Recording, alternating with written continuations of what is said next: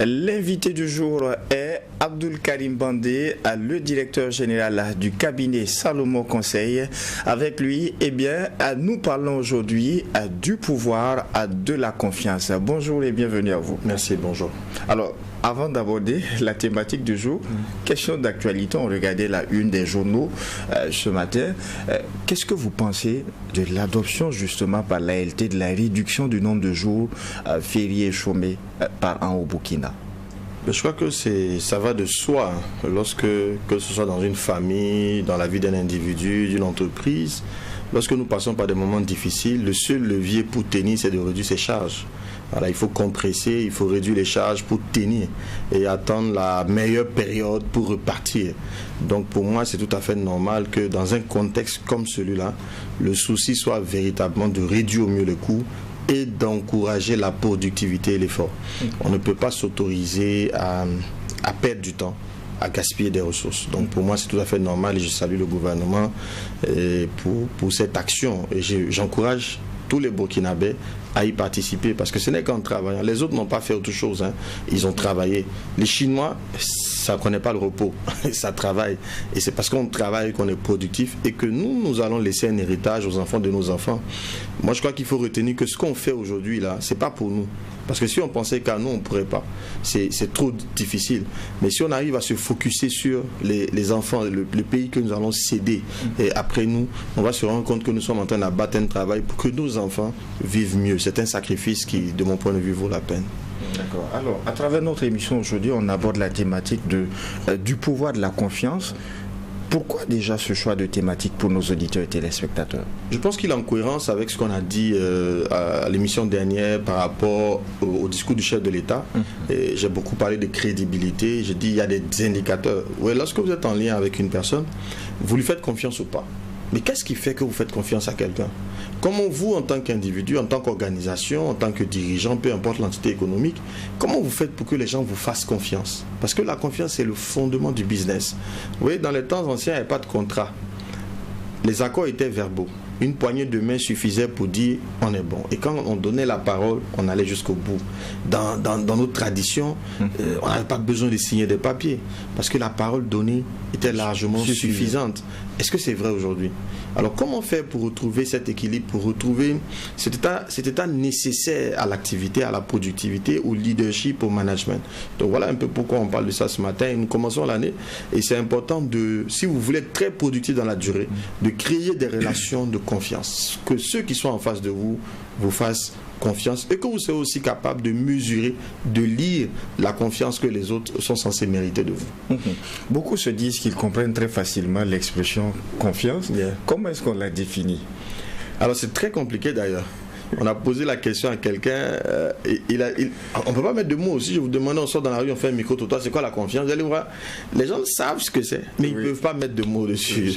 Parce que simplement la confiance, c'est quelque chose qu'on ressent. Vous voyez, quand vous êtes avec quelqu'un que vous sentez bien, vous vous sentez rassuré, vous n'avez pas de doute, vous n'avez pas d'inquiétude, on sent qu'il y a des relations de confiance. Donc c'est comment vous produisez cet état d'assurance, de bien-être chez les autres. Vous voyez, dans une entreprise, par exemple, vous avez des collaborateurs de qui vous vous méfiez. Quand ils rentrent dans votre bureau sans vous, quand vous arrivez, vous êtes inquiet. J'ai vu ça dans les familles polygames. Moi, j'ai grandi dans une famille polygame. On s'inquiète de tout. Une chaussure a disparu, c'est un scandale.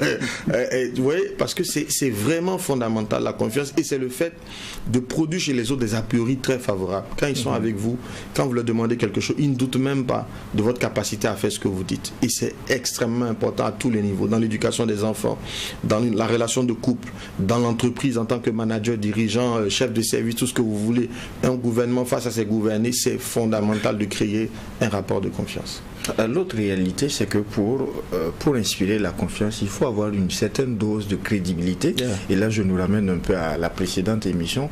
Comment on arrive à augmenter la dose de crédibilité que l'on pourrait inspirer aux autres? Absolument, c'est vraiment beau et je recommande un livre, hein. Moi je suis aussi là pour ça. J'ai appris en lisant énormément et c'est le livre de Stephen R. Covey. Stephen R. Covey qui a écrit Le pouvoir de la confiance et vraiment il a fait une étude là-dessus et il y a plusieurs degrés et le degré dont nous allons parler ici c'est celui de la crédibilité, comment être crédible aux yeux des autres. Et cette crédibilité là selon son étude va reposer sur 4 paramètres, notamment l'intégrité, l'intention, les capacités et les résultats. Et pour apprécier la crédibilité d'une personne, vous devez essayer de mesurer son intégrité. Est-ce qu'elle est intègre? D'ailleurs, nous sommes dans le pays des hommes intègres. On va essayer de décortiquer ce que lui entend par intégrité que je partage. Il faut mesurer l'intention de la personne. Est-ce que quand elle fait une chose, c'est dans les bonnes intentions? Il faut mesurer les capacités de la personne. Et puis enfin, il faut mesurer les résultats. Mais ce sont les 4 ensemble qui produisent la confiance dans la durée. Est-ce que ce type d'intégrité peut s'appliquer avec des exemples sur le plan d'une entreprise, sur le plan familial et sur le plan de la gouvernance aussi? Comment on peut les appliquer pour qu'on comprenne mieux? L'intégrité, c'est très simple. C'est de dire, est-ce que ce que tu es extérieurement, c'est ce que tu es intérieurement? Dès que vous êtes dans une sorte de duplicité, et c'était beau, je donnais l'exemple la dernière fois de Mahatma Gandhi, parce que l'auteur dont je parle a fait une étude sur Mahatma Gandhi, qui était un grand leader, et tous les grands leaders, vous allez voir qu'ils ont les mêmes caractéristiques. Ça veut dire, les hommes intègres sont des personnes qui connaissent les valeurs et qui défendent leurs valeurs fondamentales, qui ne changent pas. On les connaît, on sait que celui-là, cette chose-là ne passera jamais. On n'a même pas de doute, on n'a pas dit qu'ils sont parfaits. Mais on sait que leur engagement, là, ce n'est pas un débat. Ce qu'ils pensent, ce qu'ils ressentent, ce qu'ils disent, ce qu'ils font, c'est la même chose. Donc, en simple, une personne intègre, son discours et son action sont alignés. Quand il dit qu'il va faire une chose, il la fait. S'il dit qu'il ne va pas faire, il ne va pas faire. Donc, ce n'est pas le gars où il est ni chaud, ni froid, et des positions qui changent du jour au lendemain. Non, il est extrêmement cohérent dans la durée. Ce qu'il pense, ce qu'il ressent, ce qu'il dit et ce qu'il fait, c'est la même chose. Donc les personnes intègres sont des personnes qui sont alignées sur leurs valeurs. Est-ce que dans la gouvernance on retrouve par exemple ce type d'exemple? À chacun d'apprécier. Ouais, moi je donne le critère, parce qu'après on dira qu'il est pro, contre, pour, les gens sont très forts là-dedans. Moi je dis, mon point de vue il est purement technique. Voilà ce que la technique en matière de confiance dit. Une personne crédible, c'est une personne qui fait ce qu'elle dit. Est-ce que nos gouvernants font ce qu'ils disent? C'est la question que moi je pose. À chacun d'évaluer. Si on évalue sur 10 une personne, peu importe qu'on l'aime ou qu'on ne l'aime pas, que ses actions nous conviennent ou ne nous conviennent pas, mais on regarde, lise que c'est une personne qui, chaque fois qu'elle dit quelque chose, elle le fait. Elle ne peut pas bien faire, on va voir ça plus tard. Mais ce qui est sûr, le discours et l'action sont alignés. Alors la personne est crédible. La personne est intègre. Voilà. Mais une personne qui dit des choses et qui ne fait jamais, ou c'est plus du discours. Voilà pourquoi je dis que pendant longtemps, les discours politiques ont été négligés. Parce qu'on dit, ils disent des choses, mais on ne voit rien. Donc finalement, on perd en crédibilité. Mais lorsqu'une personne dit et qu'elle fait, je crois qu'elle est tout à fait intègre. Et ça, il faut lui reconnaître. C'est juste une observation. Ce n'est pas un jugement. Et à chacun de juger. Autour de vous, regardez. Et si vous-même qui nous écoutez, vous n'avez pas tendance à faire ce que vous dites, c'est que vous-même vous manquez d'intégrité. Il faut travailler là-dessus. Il ne faut pas blaguer avec sa parole. Ce qui sort de votre bouche doit être sacré. On ne doit pas s'exprimer à la légère. Jamais, même avec ses enfants.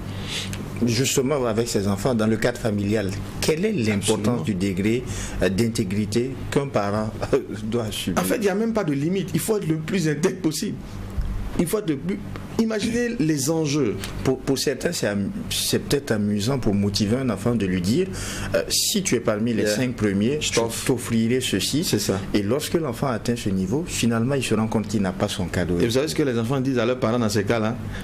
Quand papa lui dit maintenant une promesse, il dit papa nous blague. C'est une façon polie de dire papa est un menteur. C'est toute une façon polie. Mais quand votre fils vous prend pour un menteur, vous imaginez, là c'est parce qu'il est enfant. Quand il sera adulte, vous n'êtes pas crédible. Vous n'êtes pas crédible à ses yeux. Votre avis ne va pas compter. C'est extrêmement dangereux. Un jour, vous aurez besoin de lui donner un avis sérieux. Moi, je vous dis, une de mes ambitions, c'est que mes enfants adhèrent au conjoint que je veux leur proposer. Mais pour que j'arrive à ça, j'ai besoin d'avoir un niveau de crédibilité élevé à leurs yeux. Moi, je ne blague jamais avec une promesse que je fais à mes enfants. Et ils le savent. Donc, ils me poussent toujours à faire des promesses parce qu'ils savent que si j'en fais une, je vais la tenir. C'est une obligation. Et ce n'est pas qu'avec eux, c'est avec toutes les personnes avec qui j'ai interagi. Parce que j'ai besoin de construire ma crédibilité, mon intégrité. Et nous sommes dans le pays des hommes intègres. Le Burkinabé, quand il parle, ça ne devait pas être quelque chose qu'on puisse remettre en cause parce qu'on sait qu'il va faire. Donc nous devons travailler à relever notre niveau d'engagement. Quand vous signez un contrat de travail, c'est un engagement que vous avez pris. Vous avez dit que vous allez venir à l'heure, vous avez dit que vous allez rendre 8 heures de travail par jour, pas 8 heures sur Facebook ou les réseaux sociaux, 8 heures de travail réel par jour. Est-ce que vous le faites? Si vous ne le faites pas, vous manquez d'intégrité. est-ce que dans le business, en entreprise, ces valeurs d'intégrité se doivent aussi? Quand on voit des entreprises qui durent, les régimes passent et puis ils demeurent, c'est parce qu'il y a un niveau d'intégrité élevé. Si le niveau d'intégrité n'est pas là, ça devient un feu de paille. Ça va disparaître comme c'est venu. Parce que tout repose sur la confiance. Quand vous pouvez aller acheter une marque, un bien, que vous n'avez jamais essayé, il est dans un carton. Vous le prenez, vous partez chez vous. Mais vous avez dépensé peut-être 1 million pour l'acheter. Comment vous faites ça? C'est parce que vous avez confiance en la marque. Mais quand vous voyez une nouvelle marque que vous ne connaissez pas, on vous dit par exemple un bien, un téléphone portable, on dit qu'il coûte 1 million. Un autre, c'est le même type, il coûte 100 000. Vous allez dire non, celui de 100 000, je ne l'achète pas. Pourquoi? Parce qu'on n'a pas confiance en lui. Celui d'1 million, vous ne savez même pas d'où il vient. Dès que la marque est apposée là-dessus, vous êtes prêt à payer. Pourquoi? Vous faites confiance à la marque. La confiance est la base du business. C'est la base. Ces valeurs d'intégrité qui inspirent la confiance envers les autres, elles ne sont pas innées, elles se cultivent, elles s'apprennent. Comment on arrive à améliorer son intégrité lorsqu'on se rend compte d'un certain nombre de lacunes dont on fait preuve? Déjà, la première étape, c'est de prendre conscience même de ce que c'est. Voilà pourquoi on en parle sur ce plateau. Et chacun devrait s'évaluer. Suis-je intègre? Et je vous dis, évaluez la carrière des gens. Vous allez voir des gens en entreprise qui ne décollent jamais. Ils trouvent que c'est les autres. Non. Évaluez votre intégrité. Si vous promettez des choses que vous ne faites pas, si ce que ce soit à la maison, vous avez des jeunes, ils promettent de laver la voiture, ils ne lavent jamais la voiture. Ils promettent d'aller faire des courses, ils ne font jamais les courses. Il faut qu'on le court après. C'est après maintes relances qu'il le fait. Vous n'êtes pas intègre aux yeux de vos parents. Donc c'est déjà de prendre conscience, c'est de s'évaluer, c'est de définir ses valeurs fondamentales. Et ça, c'est très important. Mais le plateau ici ne va pas nous permettre d'aller au bout, parce que c'est assez technique. On a tous des valeurs. On a tous le même potentiel en valeurs. Mais nos valeurs ne sont pas fondamentales pour tous. On ne peut même pas avoir 100% de valeurs fondamentales. Ce n'est pas nécessaire. On doit avoir entre 3 et 5 valeurs fondamentales maximum. Moi, mes valeurs fondamentales, c'est la rigueur, c'est la franchise et c'est l'humilité. C'est pour ça que quand vous êtes, bon, j'aurais du mal, comme je ramène tout à moi, mais il faut en tout cas avoir au moins 3 valeurs. Il faut les connaître et ensuite il faut les défendre. Ne remettez jamais en cause votre engagement. En simple, entraînez-vous de sorte que ce qui sort de votre bouche, que votre oui soit oui, que votre non soit non. Ne blaguez pas avec. Tout part aussi de l'intention. Vous avez sorti le mot à plusieurs reprises. Quelle est son importance? C'est quoi l'intention déjà? Sa place dans l'intégrité qui pourrait inspirer la confiance des autres? Absolument. En fait, c'est une construction. Tout est lié. Je veux être crédible. Je veux que les autres me fassent confiance. Et j'ai dit, mesurons en même temps nos gouvernants et tous ceux qui nous entourent, nos parents, nos amis, etc. Essayons d'analyser, de les noter. Le premier élément, on a vu que c'était l'intégrité. Donc, notez ce que vous connaissez, donc vous jugez l'action, vos dirigeants. Est-ce qu'ils sont intègres? S'ils sont intègres, ça veut dire qu'ils font ce qu'ils disent. Ce qu'ils promettent est fait. Ensuite, il faut mesurer l'intention. C'est quoi l'intention? L'intention, c'est la motivation profonde que vous avez. Il y a ce que vous dites, il y a l'action que vous posez, mais il y a ce qui vous motive profondément. Et il faut sonder sa motivation. Les motivations qui produisent la confiance dans la durée. On peut tromper les gens tout de suite, mais ça ne va pas durer si vous les trompez. Vous pouvez faire bien de jolis artifices pour un temps, mais pour que ça dure, il faut que vous ayez de bonnes intentions. Et c'est quoi une bonne intention? C'est une intention qui prend en compte l'intérêt des autres. Dans ce que vous faites, souciez-vous que l'autre gagne quelque chose. Il ne faut pas que ce soit vous. Toutes les intentions égoïstes, chaque fois que l'action est tournée vers nous, qu'est-ce que nous avons à gagner? On ne va pas produire de la confiance dans la durée. On ne va pas générer chez les autres de l'engagement autour de nous. Si nous voulons que les autres s'engagent autour de nous, il faut que nous nous assurons de prendre en compte les intérêts. L'individualisme ne marche pas dans ce sens. Jamais, ça ne va pas loin. Ça va finir par s'effondrer très vite. Mais lorsque l'intérêt des autres est pris en compte, ça dure.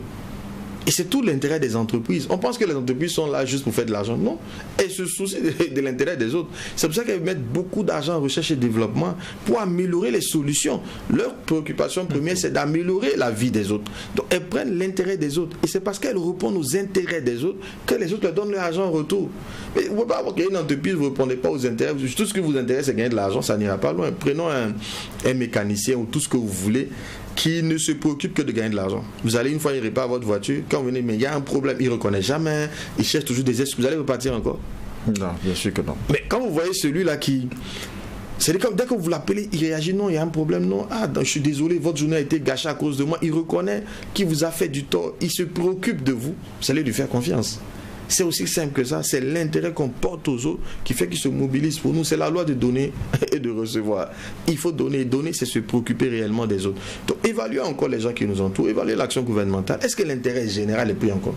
Est-ce qu'il y a un souci d'aller vers... J'ai dit que je trouve que le gouvernement, le chef de l'État est crédible. J'ai dit, après, voilà pourquoi je le dis. Évaluons nous-mêmes. Est-ce que l'intention... Je n'ai pas dit... Oui, faisons attention. Chez la plupart des gens, quand une action ne nous arrange pas, on ne sait plus être objectif. Une action peut-être... C'est-à-dire? Je donne un exemple concret. Mon épouse, c'est un sujet de mon livre d'ailleurs, elle est renvoyée de son emploi. Dès qu'elle est renvoyée de son emploi, elle rentre à la maison se plaignant. Oui, les gens sont mauvais, les patrons, j'ai dit, c'est ça. Analysons ton renvoi. C'est vrai que la décision qu'on te renvoie, ça ne te plaît pas, je suis d'accord. Mais est-ce que ça veut dire que c'est mauvais? Est-ce que c'est subjectif? Est-ce que ce n'est pas une décision qui était nécessaire à prendre? Est-ce que si tu étais à la place de ton patron, tu aurais fait autrement? C'est trop facile de juger les autres parce que ça ne nous arrange pas. Mais quand on finit l'analyse, elle se rend compte que, tiens, la décision était bonne. Elle était même juste. C'est parce qu'elle ne m'arrange pas qu'elle est injuste. Il faut bien renvoyer quelqu'un. Tu es le moins performant. Pourquoi tu veux qu'on te garde? C'est sur la base de quoi on fait ça? C'est une attente qui est déraisonnable. Donc, une chose peut ne pas m'arranger, mais ça ne veut pas dire qu'elle n'est pas juste. Donc ici, ce que je souhaite qu'on mesure, ce n'est pas nous. Il faut se sortir de la relation et puis apprécier l'intention généralement. Puisque le rôle d'un gouvernement, ce n'est pas de favoriser des individus. C'est de mener une politique dans l'intérêt général. Donc je m'assois, j'analyse. Est-ce que l'intérêt général est priorisé? Quand je prends mon patron, quand il prend ses décisions, est-ce que c'est l'intérêt général qui est priorisé? Est-ce que c'est la pérennité de l'entreprise qui est prise en compte? La décision, comme je dis, peut ne pas m'arranger. Mais est-ce qu'elle arrange le groupe? Est-ce qu'elle arrange l'ensemble? Si oui, alors l'intention est bonne. Comment on améliore son intention? La même question que j'ai posée par rapport à l'intégrité. Est-ce qu'il est possible d'améliorer l'intention? Absolument. Ça veut dire qu'avant de faire quoi que ce soit, ça s'appelle la méthode Toyota, la méthode des 5 pourquoi. Demandez-vous toujours pourquoi vous faites ce que vous faites. Quelqu'un a dit celui qui a un bon pourquoi peut endurer n'importe quel comment. C'est le pourquoi qui détermine l'action. Pourquoi je fais? Ça commence là. Ça commence toujours dans le soft. On voit l'action, le corps physique qui fait les actions. Mais c'est pas ça, nous sommes plus loin dedans. Nous sommes un esprit. Donc c'est ton soft, c'est ton âme qui est la question importante. Du coup, pose-toi toujours la question de pourquoi je fais ce que je fais. Qu'est-ce que les autres y gagnent dans l'action que je veux mener là? En quoi je prends en compte l'intérêt des autres? Si je ne prends en compte que mon intérêt personnel, ça va aller où? La machine va finir par gripper. Je suivais un truc sur l'IA où le gars il démontrait que tous nos emplois vont être remplacés par l'IA. J'ai dit, tiens, mais ça va poser un problème quand même économique. Si tous les emplois sont remplacés par l'IA, qui va consommer? Puisque pour consommer, il faut avoir de l'argent. Donc finalement, la machine va gripper. À moins que le moyen de consommation à terme ne soit plus l'argent, mais quand peut-être on esclavagise les gens. Je dis, ok, si tu rends les gens esclaves, ils doivent travailler pour toi, mais tu n'as pas besoin d'eux pour travailler. Finalement, ils vont servir à quoi les humains? Si les machines font tout, toute l'économie va se gripper. Donc finalement, en termes, quand je regarde ça en termes de relations gagnant-gagnant, si vous gagnez totalement au détriment des autres, en fait, vous perdez. Voilà, vous perdez parce que finalement, ça ne va pas marcher. Puisque tout est imbriqué, c'est un système. Il faut s'assurer que chaque maillon du système gagne. Il y a un équilibre qu'il ne faut jamais perdre de vue. Quand on parle aussi des capacités, qu'est-ce que c'est et quelle est sa place dans l'objectif de pouvoir inspirer la confiance? Bien. Vous êtes crédible, vous êtes intègre, vous avez de bonnes intentions. Mais si vous n'avez pas les capacités, par exemple moi, si vous me demandez de venir faire l'émission en anglais, mais je vais être ridicule quoi, parce que je n'ai pas les capacités. Ne vous engagez jamais sur une voie pour laquelle vous n'avez pas de capacités. C'est pour ça que chacun doit être centré sur ce qu'il sait faire. Et en la matière, l'exemple que Stephen R. Covey donne, c'est le cas de Michael Jordan, qui était l'un des meilleurs, qui est toujours le meilleur basketteur de tous les temps, avec des chaussures qui portent son nom et tout ça. Et puis, un temps, il avait marre de jouer au basket. Il trouvait qu'il était trop fort, il s'ennuyait, il a voulu faire autre chose. Il quitte le basket et puis il va au baseball. Mais arrivé au baseball, il se rend compte qu'il est médiocre. Mais il a eu l'humilité de revenir, de dire attends, non, je ne suis pas fait pour le baseball. Je dois rester focus sur ce que je sais faire. Il faut rester concentré sur ce qu'on sait faire. Quand il est revenu au basket, il a régné sur le basket jusqu'à la fin de sa carrière. D'accord? Donc c'est de dire non, chacun doit rester sur ce qu'il sait faire. Souvent, en entreprise, il y a une grande rencontre, il faut prendre la parole pour expliquer quelque chose. C'est pas parce que je suis le DG que je dois être celui qui parle. Si je ne sais pas le faire, j'ai un collaborateur qui le fait mieux. Souvent, à vouloir parler nous-mêmes, je peux finalement rater tout l'objectif et faire échouer l'activité parce que je ne suis pas aussi bon orateur que celui qui est là. Donc, je dois avoir l'humilité de dire, ben, tiens, je ne suis pas le meilleur, c'est à lui de le faire. Chacun doit être focus sur ce qu'il sait faire. Et quand vous ne savez pas faire, réunissez les gens qui savent le faire à votre place. Vous allez être crédible. Mais à penser que je dois tout faire, tout contrôler, tout savoir moi-même, ça, c'est ce qui arrive aux jeunes dirigeants. Quand on est très brillant, ou moyen généralement, et puis on nous donne une promotion, on veut prouver aux autres qu'on sait tout faire. Donc on veut tout faire nous-mêmes. Parce que pour nous, si un de nos agents le fait mieux que nous, c'est comme si on est incompétent. Mais non, c'est pas vrai. Ton rôle en tant que manager n'est pas d'exécuter. Non. Quelqu'un a dit sur l'épitaphe d'un grand manager, il est écrit, il repose ici un homme qui a su s'entourer. Voilà, ton rôle c'est de savoir t'entourer. C'est pas d'être celui qui fait tout. Donc il n'y a pas de mal à avoir des experts autour de soi. Il faut même avoir des experts autour de soi. Donc si tu veux, pour la question de la capacité, c'est de s'assurer que dans ce que je fais, je suis très bon. Et dans ce que je ne sais pas faire, je ne m'engage pas. Je trouve d'autres personnes pour le faire.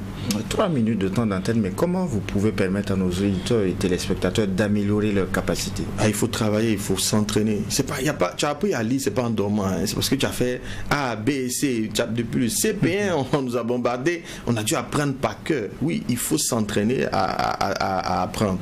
Ensuite, il faut avoir j'en ai parlé dans mon livre, on revient dessus souvent, la question de la connaissance, la sagesse de l'intelligence. Il ne faut pas juste apprendre intellectuellement.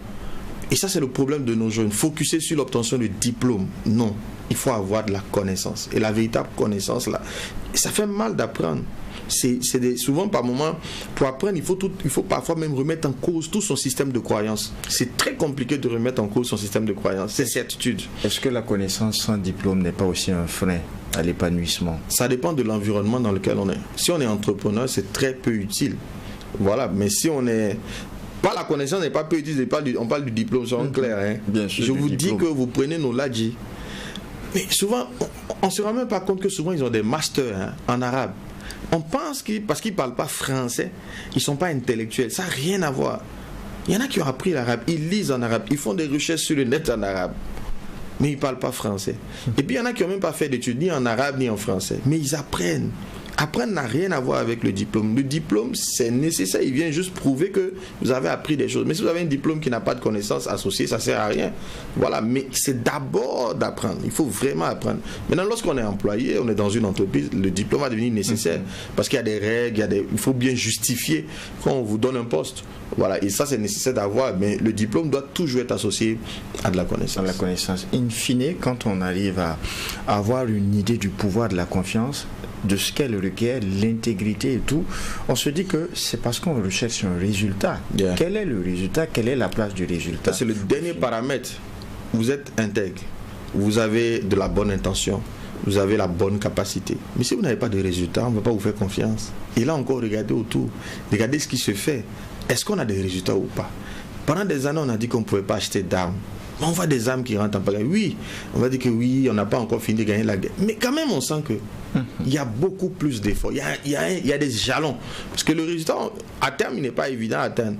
Mais il y a les jalons. Est-ce qu'il y a des jalons? Est-ce qu'il y a on a des victoires d'étape qui nous montrent qu'effectivement, on progresse vers un objectif, vers un résultat final? Pour moi, il faut vraiment prendre du recul, nous oublier nous-mêmes et évaluer de manière objective. Voilà, donc le résultat, que vous soyez un père de famille, que vous soyez un dirigeant d'entreprise, un chef d'équipe, si vous ne produisez pas de résultats par rapport à l'engagement que vous avez pris, on ne va pas vous faire confiance. Et là-dessus, il faudrait investir du temps. Absolument, du temps et toutes vos ressources. Et une des ressources clés pour produire du résultat, c'est le temps. Ce n'est pas l'argent, c'est le temps. Le temps que vous consacrez à faire quelque chose. Parce que lorsque vous méditez une chose, vous vous rappelez de ce savant qui s'est crié Eureka. J'ai trouvé, lorsqu'il était dans sa baignoire, parce que pendant des mois et des mois, il cherchait une réponse à une équation. Quand vous méditez un objectif, un projet longtemps, des solutions vous viennent. C'est comme ça qu'on innove. Mais si vous ne consacrez pas assez de temps, ça ne va pas marcher. Le mot de fin de la semaine. Vraiment que Dieu bénisse le Burkina Faso et soyez heureux. Merci beaucoup, Abdul Karim Bandé. Je rappelle que vous êtes le directeur général du cabinet Salomon Conseil. Merci pour cette consécration à ce partage de temps d'antenne avec nous. Merci. Merci également à vous, auditeurs et téléspectateurs. C'est tout pour ce numéro largement consacré au pouvoir de la confiance. En attendant de vous retrouver, Dieu voulant, pour un prochain numéro, Abdul Karim l'a dit, que Dieu bénisse le Burkina Faso. Au revoir.